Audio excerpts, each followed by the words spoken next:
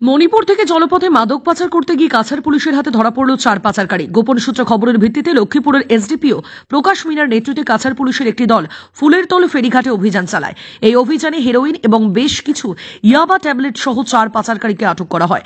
Motor লঞ্চে করে তারা ফেরিঘাটে আসার সাথে সাথেই পুলিশ তল্লাশি অভিযান শুরু করে।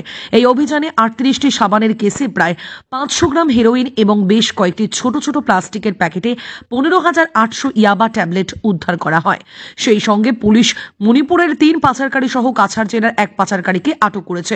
আটক পাচারকারীরা হল ঠ্যাং হুমাঙ্গমার, হিভে নিজার থিয়েক, প্যাট্রিক পুদেইতা এবং বেংসাং।